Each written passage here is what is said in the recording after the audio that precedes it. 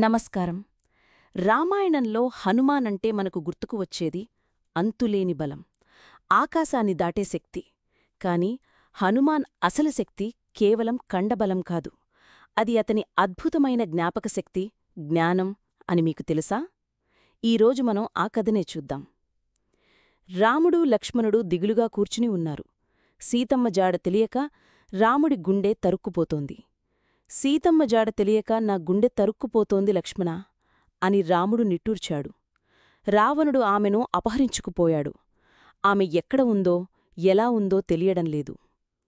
లక్ష్మణుడు కూడా విషాదంగా, అవునన్నా, మనం వానరసేనతో కలిసి ఎంత వెతికినా ఫలితం లేకపోయింది. సముద్రాన్ని దాటి లంకకు ఎవరు వెళ్లగలరు అన్నాడు. అప్పుడు వానరసేనల్లో వృద్ధుడు, జ్ఞాని అయిన జాంబవంతుడు నెమ్మదిగా వారి వద్దకు వచ్చాడు. అతని ముఖంలో ఏదో ఆలోచన. వినయంగా, రామచంద్ర, లక్ష్మణ, మీ ఆవేదన నాకు అర్థమవుతోంది.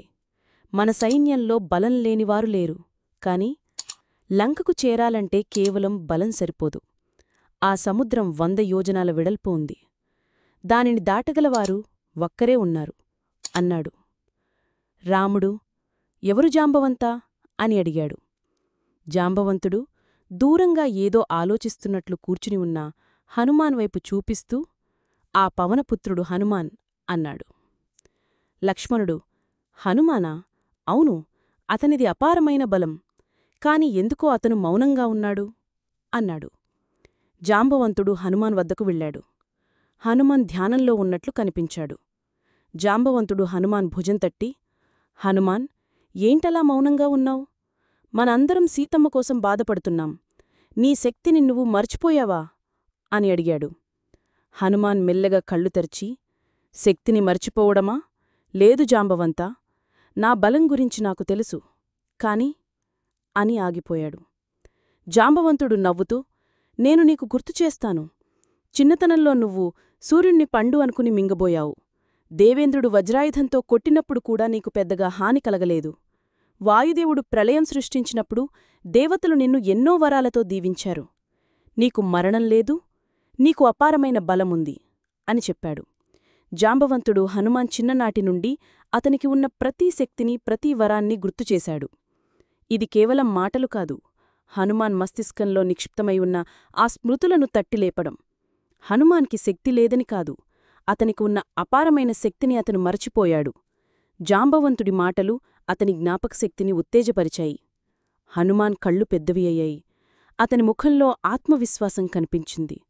ఆశ్చర్యంతో, అవును, అవును జాంబవంతా, ఇప్పుడు నాకు అంతా గుర్తుమస్తోంది.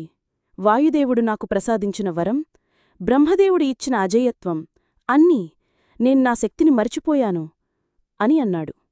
జాంబవంతుడు సంతోషంగా, అదే హనుమాన్, నీ అసలు శక్తి కేవలం కండబలం కాదు. నీ జ్ఞాపకశక్తి, నీకు గల అపారమైన జ్ఞానం, నీ వరం, ఇవి నిన్ను గొప్పవాడిని చేశాయి. ఇప్పుడు నీవు వెళ్ళి సీతమ్మ జాడ కనుగొనగలవు అని అన్నాడు. హనుమాన్ లేచి నిలబడి ఆకాశం వైపు చూస్తూ, రామచంద్రా, నేను లంకకు వెళతాను, సీతమ్మ జాడ కనుగొంటాను.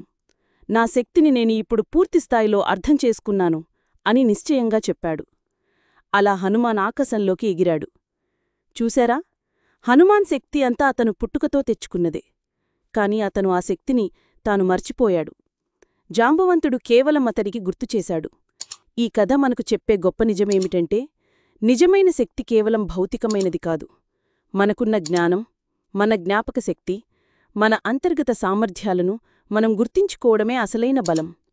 హనుమాన్ విషయంలో అతని అపారమైన జ్ఞాపకశక్తి, జ్ఞానం అతన్ని సముద్రాన్ని దాటించి సీతమ్మను కనుగొనేలా చేసింది. ఇది కేవలం ఒక గాథ కాదు, ఇది మన జీవితాలకు కూడా వర్తించే సత్యం. మనలో ప్రతి ఒక్కరిలోనూ అద్భుతమైన శక్తి ఉంది. దానిని మనం గుర్తించుకోవడమే ముఖ్యం.